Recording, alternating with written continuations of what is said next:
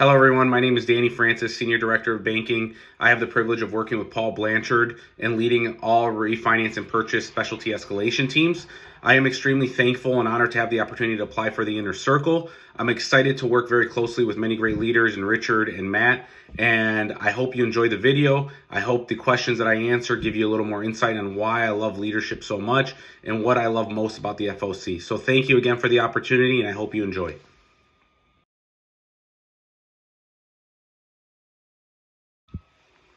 I'm interested in joining the Inner Circle for many reasons. I've had the privilege of being on the Index Circle and most recently wrapping up the Alliance. And what I loved most was the collaboration amongst leaders. Not every day do we get to sit in a room with great minds or leaders with a ton of experience. The Inner Circle allows us to work very closely together, to learn from each other. And as we take the next steps in our career, we need to learn how to lead leaders. We need to learn how to communicate with other leaders. And the Inner Circle will give me those tools to be able to sharpen my skills to be a better leader as I continue to grow within the FOC. The sky's the limit for us, and there's no better place to be than in a room with other leaders that can help me grow, provide me feedback, and to continue to challenge myself as I challenge others to grow and be the best version of themselves.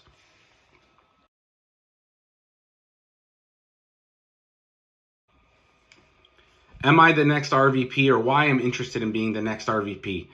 I've been with the FOC for 9.5 years. I've had the privilege of working with 14 different leaders. Each leader has taken me under their wing. Each leader has showed me a different way to lead. And the best part about this is I've taken a little bit from everybody. I've learned to have the emotional intelligence, the patience. I've learned how to think outside of the box. I've learned how to continue to challenge myself. And that is why I believe I am the next RVP. In addition to that, I always think, are you your RVP's right hand? And the answer to that is yes. Paul is not only our RVP, but our SVP. And having ownership and having those around him that he can trust is very important for our specialty to excel. And that is why when it comes to being Paul's right hand and specialty escalation, I've learned to communicate at a high level. I've learned to take ownership. I've learned to collaborate with others outside of our business, such as business development, to learn how to give back to our clients and maintain a high level of client experience, how to lead others around us, such as our new leaders. And that is something I continue to challenge myself on. As an RVP, you need to be in the trenches. And I have taken that away over the last 9.5 years, that I will not be a leader that sits back. I will take ownership. I will continue to challenge myself and to teach those around me to be better versions of themselves, while maintaining a high level of client experience and service, and continue to be innovative to think about different business strategies that will help the FOC excel.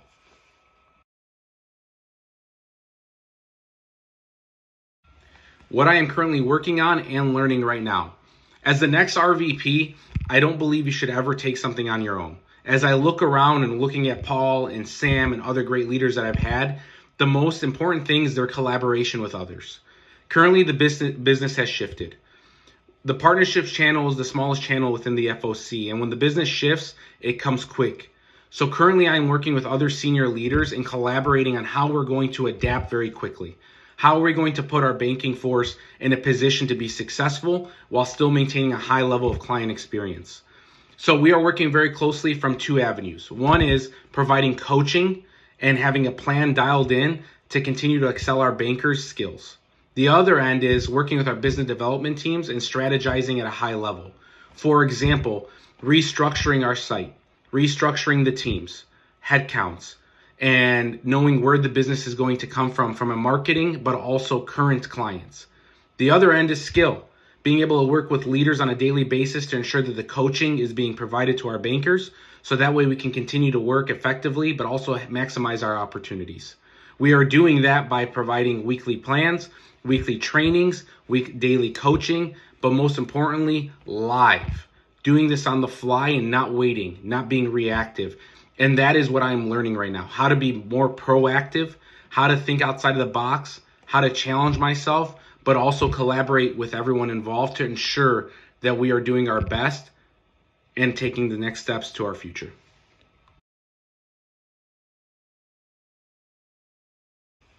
What my RVP would consider my biggest opportunity. I actually met with Paul last week and we were reviewing the business. but also following up on my drive review. My biggest opportunity was my consistency in the follow-up messaging. I take a lot of ownership and responsibility when it comes to sales in our region, but also on the business development side. And my opportunity was being consistent with my messaging, being consistent with holding others accountable in my follow-up. So right now, the coaching I received, we've implemented a plan to improve that, and that is using my calendar more effectively, scheduling follow-up conversations in advance, being proactive in emails, not only now, but 2 weeks, 3 weeks, and a month out. Scheduling and using my calendar as a map on a daily basis will allow me to hold myself accountable, to consistently follow up and hold others accountable.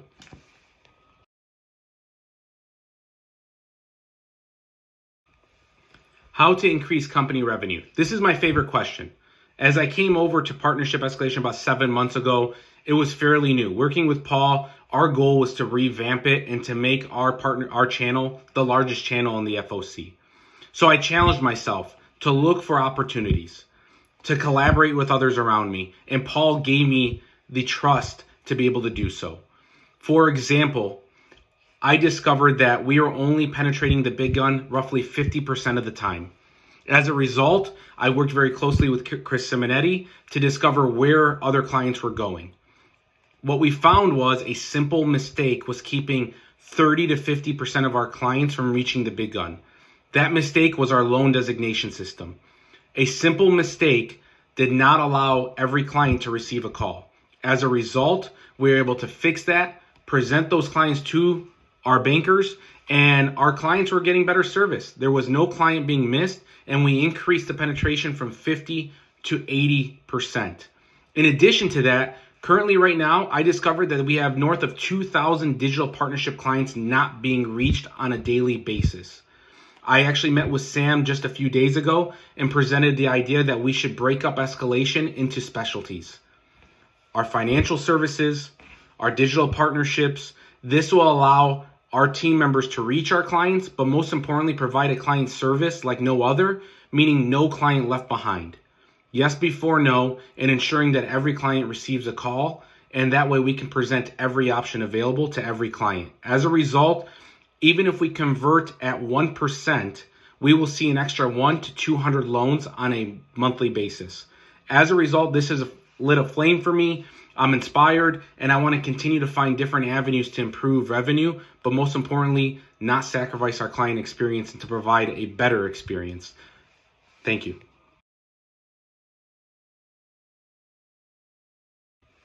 Having tough conversations with other leaders. Being in the position I am today, I actually have these on a daily basis. Leading partnership and specialty escalation allows me to have the opportunity to work with many bankers, but also leaders. Our channel is built around many senior leaders and senior directors. So as of late, when we started building escalation, Chris Torella, who has been here for many years, gave me the opportunity to have a tough conversation with him and be able to provide feedback. So I reflected before doing so. I asked myself, what did other leaders that led me do? And they came from a caring place. They did not criticize me. They seek to understand, and they provided the feedback. As a result, I did reach out to Chris. We had a situation where we were moving clients that were escalated back into the original bankers' names. This is not something that we were messaging, and we actually were asking leaders not to do so. So I reached out to Chris. I seek to understand, and it came from a place of care. We did have some disagreements, but at the end of the day, what's important is not who, but the what. And our clients are our main focus. We want to provide a great client experience, and the coaching I provided to Chris was, Chris, this is where we are headed as an organization. This is the vision of our channel, and all our spears must be pointed north. We should not be moving clients back and forth because it provides a poor client experience. Rather than doing that, please have the conversation with your bankers on supporting the escalation bankers, supporting our clients by letting them know they are working with our VIP teams to ensure they receive the best service. As a result, Chris was very open. He understood where we were coming from. Even though we had disagreements, we all were aligned with the vision of our channel. And this was the reason why now we don't have these conversations. Chris and I communicate at a high level. We collaborate on a daily basis, and we are aligned. If we don't have these conversations between leader to leader, we will never grow and we will never win back JD Powers. This is why it's important to always come from a caring place, but also understand that our client is our main focus when providing the feedback.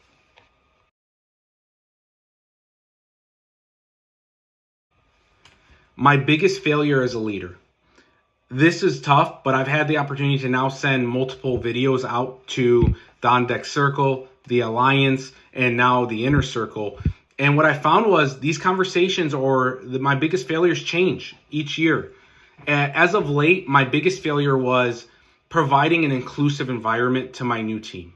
I came over and I actually took over another director's team, and it was my first time working with extremely tenured team members. And some had families, some had wives, children, some were single. It was a very diverse team in that sense. And where I failed was ensuring that everybody had the opportunity to voice their concern, but also understand that everybody is different. Everybody has their own lives. Everybody has their own struggles or their own goals. And where I failed was providing that inclusive environment where people can speak up. I learned very quickly, however, and we had a round table, and as a result, I believe right now our culture on the team is the best it's ever been. I have one-on-ones on a daily basis with team members, and I have circles where they speak amongst themselves, and all the feedback has been great. Everybody is happy, but every failure leads to success, and I'm glad that I went through that, because now as I continue to take on new roles at the FOC or new challenges, my main goal is always providing an inclusive environment where everybody feels comfortable, happy, and encouraged to move on and speak their mind.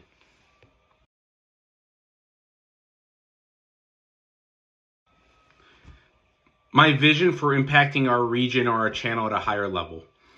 One thing I discovered recently happened, a friend of mine lives in Arizona, and he is in the New Dev region. And we speak on a daily basis. What I discovered was that our leaders are very, very new. As we continue to grow, as we continue to advance, we need more leaders. And we're in a position right now where many leaders are young. Many leaders are not having the time to experience different challenges.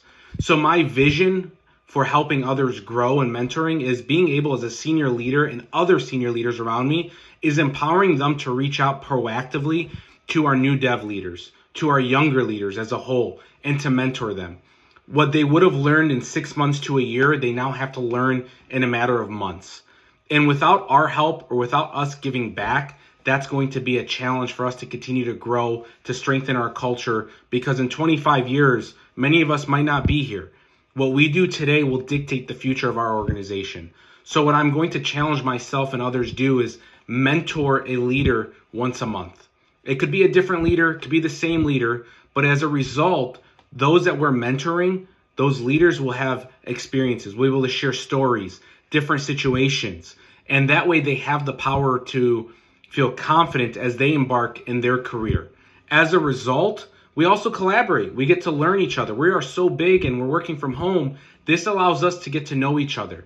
The more we know about each other, the stronger we are. The stronger we are, the stronger our culture is. And this is how I plan to improve our mentorship and how do we improve and impact our region and our channel by being closer with each other, learning from our experiences, and providing that knowledge to those who are going to come after us.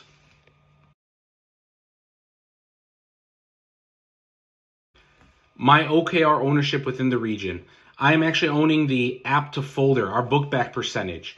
And I'm working very closely with John Cook, who is part of the Empire region, so we can ensure that everybody receives the coaching needed. Whenever moving the needle, you want to have a detailed plan. You want to ensure that you're providing high level of communication and visibility, but most importantly, accountability. So we are working with our ROC partners who are also in the train to help provide coaching. We are meeting on a weekly basis, and we have scheduled these meetings out well in advance. During those meetings, we're providing coaching, we're reviewing calls, and we're having our ROC partners speak to ensure that everybody is not only hearing from other leaders, but their own peers. As a result, we've improved on a 60% level. 60% of our bankers in our training have moved north with no bake time. We're anticipating an 80% increase across the board in book back, and we'll continue to do this. As a result, we're going to consistently follow up and hold accountability conversations. We have scheduled these meetings out in advance to ensure that we do not lose sight or focus. But on a quarterly basis, we will continue to cycle through to ensure that everybody's receiving the coaching. And if you're improving, great, you won't be in the next cycle. But we want to ensure that we're holding accountability by seeing this through.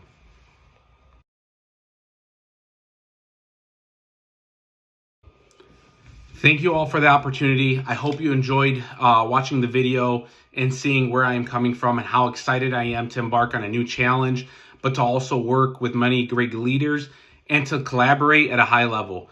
I'm excited to join the inner circle. I'm excited to see you guys here in the near future, and let's take RKT to the moon. Thank you all.